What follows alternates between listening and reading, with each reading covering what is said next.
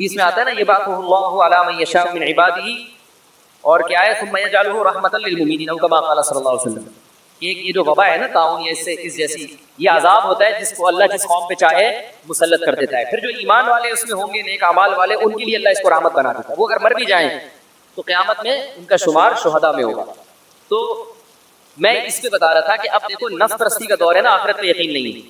شریعت نے تو کیا کہا، وبا پھیلیے بھاگو نہیں، اپنے ساتھیوں کو چھوڑ کے جاؤ نہیں، مقدر پہ تقدیر پہ یقین رکھو، بچنا ہوگا بچ جاؤ گے، مرنا ہوگا مر جاؤ. صحیح حدیث ہے، آپ صلی اللہ علیہ وسلم نے فرمایا جہاں طاعون پھیلا، بیماری پھیلی اس طرح کی کوئی، تو جو اس میں وہی رہے گا، صبر کرے گا، صابرا محتسبا یعلم انہ لا یصیبہ الا ما کتب اللہ له، یقین کرے گا کہ مجھے وہی مصیبت پہنچی ہے جو اللہ نے میرے مقدر میں لکھ دی ہے. موت کا ایک وقت متعین ہے، اگر مرنا ہوگا تو کہیں بھی جاؤں گا مروں گا، نہیں مرنا ہوگا تو یہاں رہ کے بھی نہیں مروں گا. اس جذبے کے ساتھ نبی نے فرمایا جو ایسے علاقے میں رہے گا تو آپ نے فرمایا لہو اجر الشہید، اس کے لیے شہید کا اجر. علماء نے لکھا ہے اگر وہ نہ مرے تو بھی شہادت کا اجر ہے، کیونکہ حدیث میں یہ نہیں کہ پھر مر جائے تو، اس حدیث میں مطلق ہے. کتنی بڑی اللہ کی رحمت ہے. اور آپ نے یہ بھی فرمایا کہ اس علاقے سے اگر کوئی بھاگے گا تو کالفار من الزحف، ایسے ہے جیسے میدان جنگ میں اپنے ساتھیوں کو چھوڑ کے بھاگ جائے. کتنی بڑی وعید ہے. دیکھو یہ اسلام نے رحمت کر دی، بتا دیا کہ بھائی اپنے ساتھیوں، ہاں یہ اجازت نہیں ہے کہ دوسرے علاقے سے آپ وہاں ہجرت کر کے جائیں، یہ منع ہے، آپ نہ جائیں وہاں کے لوگوں کو حکم ہے یہی رہیں.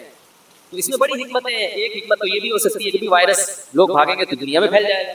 اب یہ میڈیکل رپورٹ میں بعض دفعہ وائرس آتا نہیں ہے، انسان کی باڈی میں جا چکا ہوتا ہے. دوسرا یہ کہ یار وہ بیچارے وہ بھی تو انسان ہے جو وہاں مر رہے ہیں، ان کو چھوڑ چھوڑ کے بھاگو گے، وہ کتنے بوڑھے ہوں گے، کتنے بچے ہوں گے، کتنی عورتیں ہوں گی لاوارث. اگر بیوی کو ہو گیا شوہر اسے چھوڑ کے بھاگ گیا، وہ بیچاری کیا کرے گی؟ اور بوڑھے کو ہو گیا بیٹے اسے چھوڑ کے بھاگ گئے. تو اس لیے اسلام نے اس کو غیر اخلاقی حرکت قرار دیا ہے. بہت غیر اخلاقی حرکت ہے. قوم میں اگر کوئی ٹینشن آئی ہے تو قوم کا ساتھ دینا ہے. ابو عبیدہ ابن جراح رضی اللہ تعالیٰ عنہ کتنے بڑے صحابی، ساری زندگی نبی کے ساتھ جہاد میں شریک ہوئے، اسلام کے لیے بڑی قربانیاں ان کی، ہجرت بھی کی، 2 ہجرتیں کی، حبشہ کی طرف بھی اور مدینہ کی طرف بھی. اور امین هذه الامہ نبی نے لقب دیا، اس امت کے امین ہیں. ابھی میں نے پورا بیان کیا نا صداقت اور امین، نبی نے اسٹیمپ لگا دی کہ امانت دار ہیں. اور خالد ابن ولید رضی اللہ تعالیٰ عنہ کا جب حضرت عمر نے معزول کیا تو ان کی جگہ ابو عبیدہ ابن جراح کو امیر بنایا، اور خالد ابن ولید کو ان کی کمان میں لڑنے کا حکم دیا. اتنی بڑی ان کے بارے میں یہ بحث بھی ہوئی کہ ان کو خلفائے راشدین یعنی خلیفہ راشد بنایا جائے کہ نہیں بنایا جائے. یعنی خلافت کی جب بحث ہوئی تھی ان کا بھی نام آیا تھا.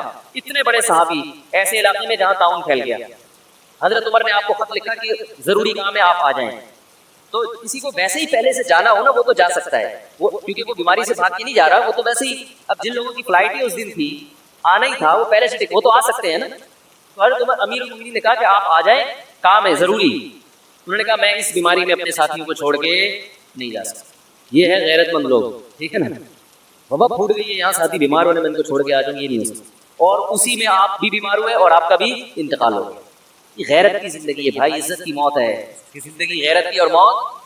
اگر وہ آ جاتے ہیں ساتھی کہتے ہیں یار دیکھو یہ تو بڑے کمانڈر تھے، یہ تو چلے گئے، ہم یہاں ایسے بڑے میں، ہاں وہ بہانہ تو ہوتا ہے امیر المومنین کا خط آیا تھا، وہ باتیں تو وہ تو سبھی کر دیتے ہیں، تو انتقال تو پھر بھی ہو جانا تھا.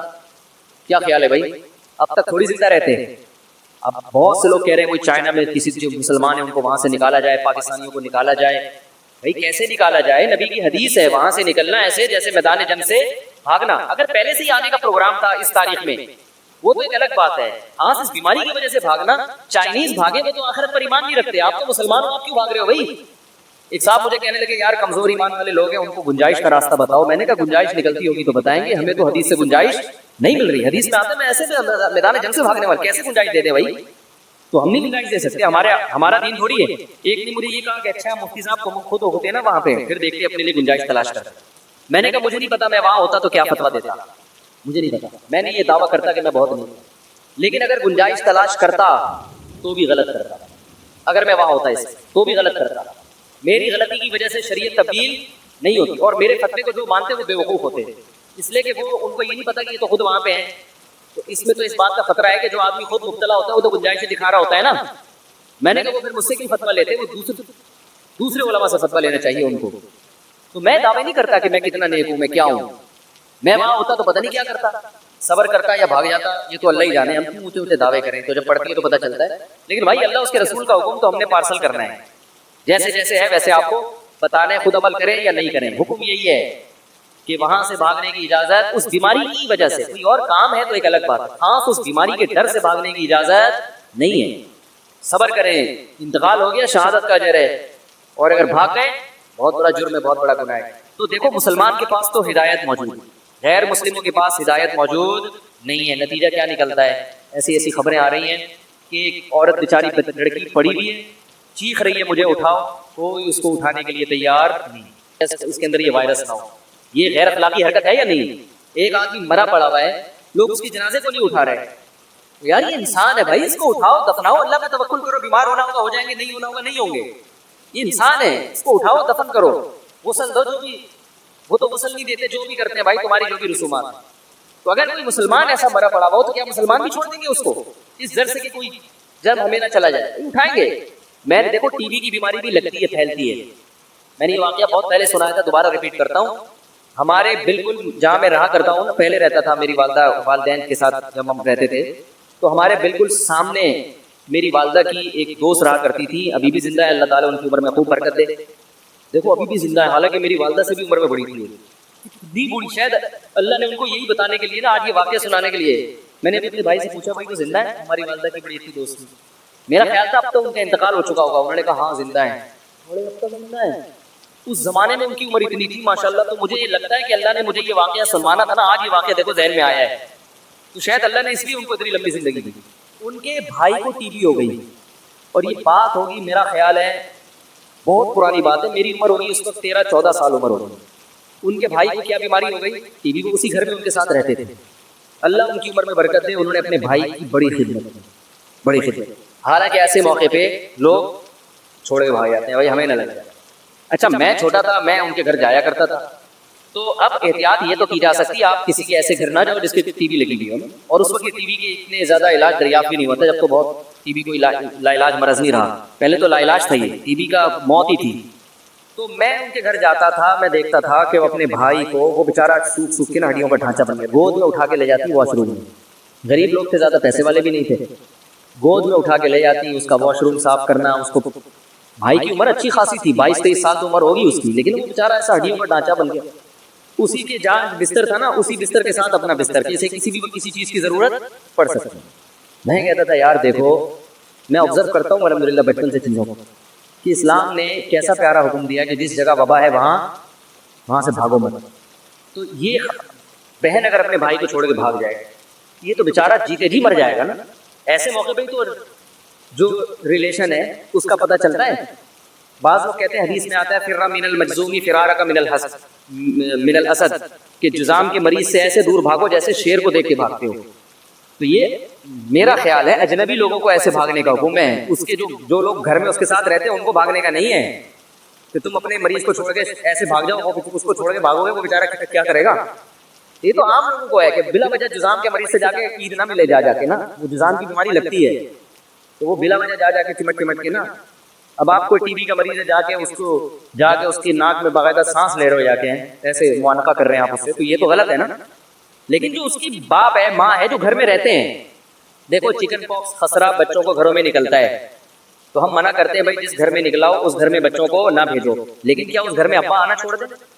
ماں اس گھر سے بچوں کو چھوڑ کے بھاگ جائے، اس بچے کے دوسرے بہن بھائی بھاگ جائے وہاں سے، یہ اخلاق اور مروت کے خلاف، اس سے مریض کو اور تکلیف ہوتی ہے۔ اس میں توکل، اللہ لگنا ہوگا لگ جائے گا، نہیں لگنا ہوگا نہیں لگے گا۔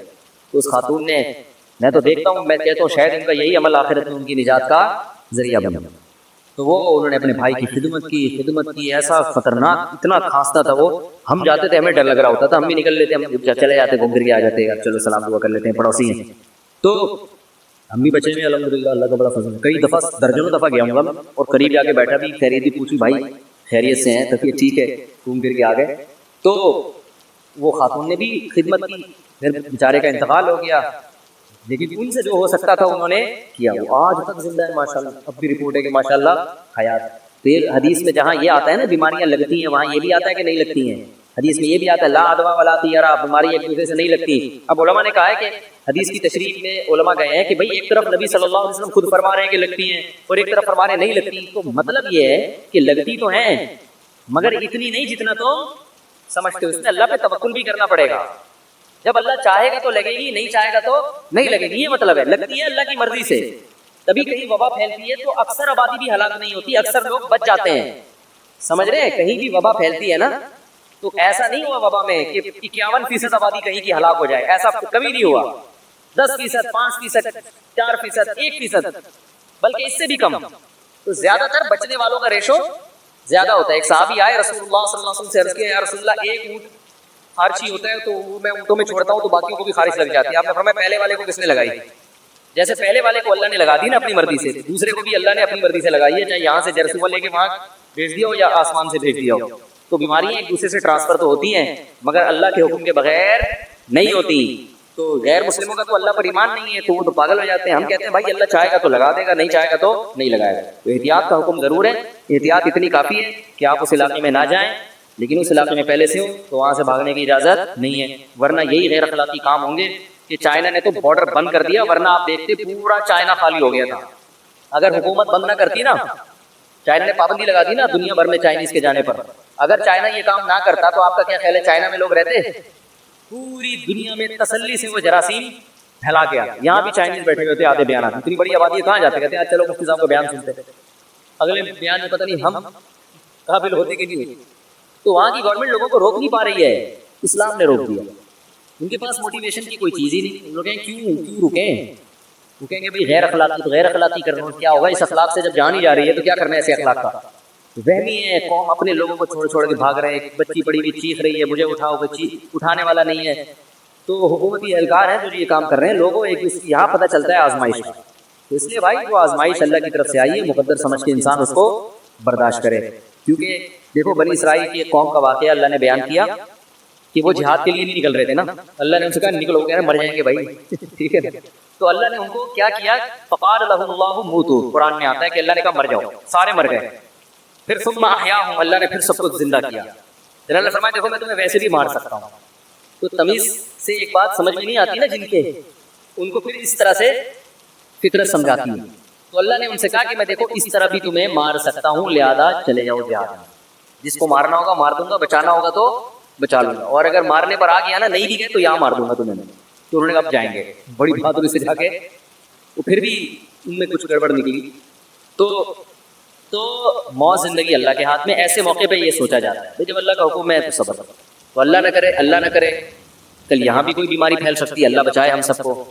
تو بھائی یہ تو کسی بھی طرح سے موت تو ایک دن آنی ہے. تو چائنا میں یہ اس کی بھی اتنی بڑی تباہی آئی ہے کہ یہ بچے روکتا ہے, تو اللہ ان کی آبادی کو اس طرح سے ختم کرے گا, ٹھیک ہے نا.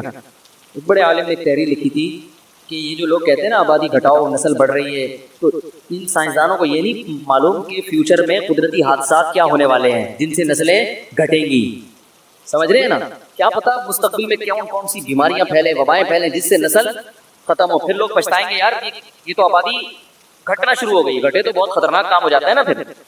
تو اس لیے ان سب چیزوں میں اللہ پہ اعتماد, اللہ جب چاہتا ہے. اچھا یہ تو کہہ رہے ہیں کہ چوہے کے سوکھ سے پھیلی ہے, کوئی کہہ رہی ہے یہ کیا آ رہی ہیں. ایسے موقع پہ لوگ جو ہے نا فیس بک اور یوٹیوب جو ہے نا یہ تباہ ہے, فیور بڑھاتے ہیں.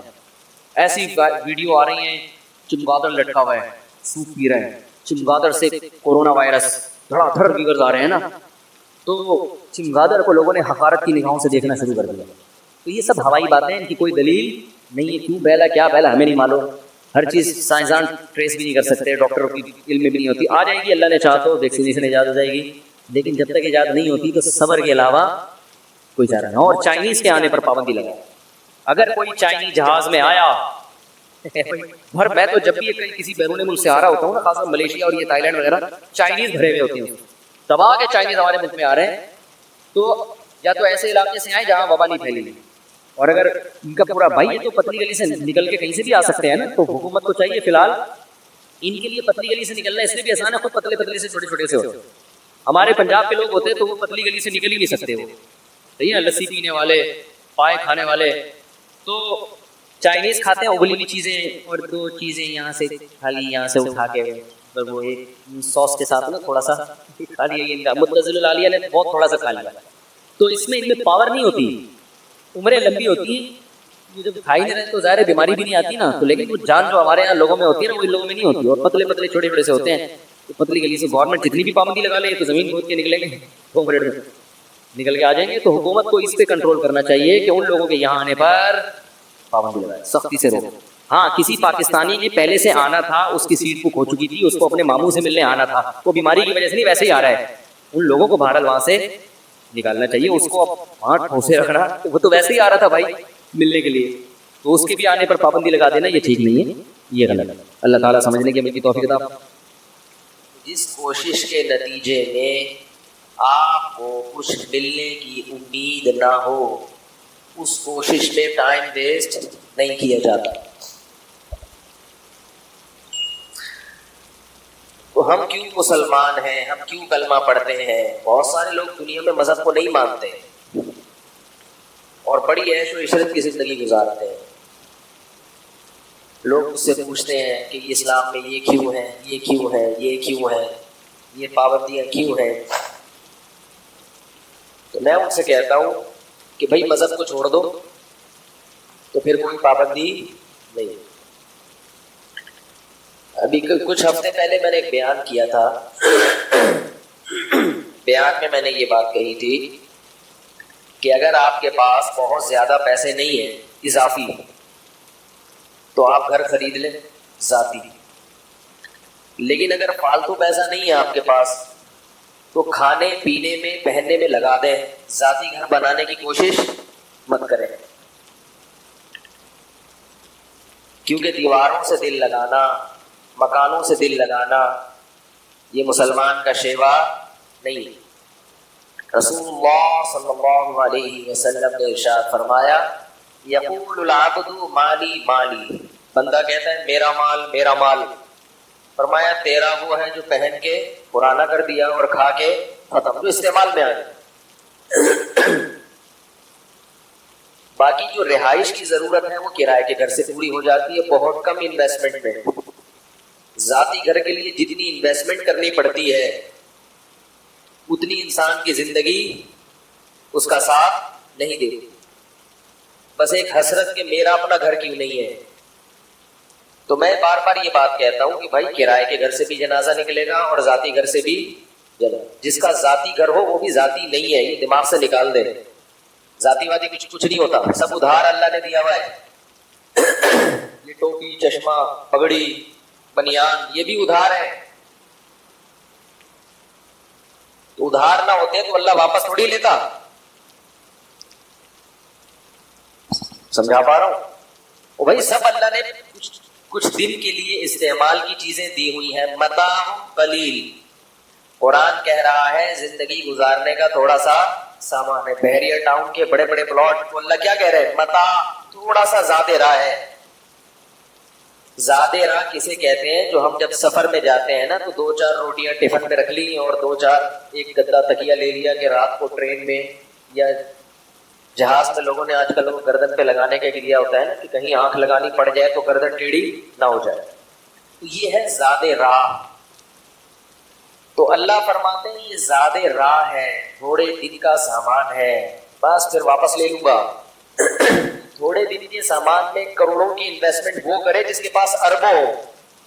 چلو سارے خرچے ہو گئے تو اب چلو ایک گھر بھی لے لیں. نہیں ہے تو پھر کوئی ٹینشن نہیں. میرا گلا کچھ سیٹنگ آؤٹ ہوئی ہوئی ہے اس لیے تھوڑا سا بار بار کھانس رہا ہوں, معذرت. تو نہیں ہے تو پھر ٹینشن لینے کا نہیں, کیونکہ ویسے بھی نکلنا ہے. تو میں نے 2-4 دن پہلے کسی کو یہ بات سمجھائی, کچھ لوگ بیٹھے ہوئے تھے, سمجھاتا رہا, وہ بحث کرتے رہے, نہیں نہیں نہیں نہیں. میں نے کہا اصل میں آپ میں ایک وائرس ہے, جب تک وہ وائرس ختم نہیں ہوگا ہماری بات آپ کی سمجھ میں نہیں ہے. وہ وائرس ہے دنیا سے محبت اور دنیا کو مسافر خانہ نہ سمجھنا. کیونکہ آپ دنیا کو مسافر خانہ ہی نہیں سمجھ رہے تو میری باتیں آپ کو لگیں گی بے وقوفی کی باتیں کر رہا ہے.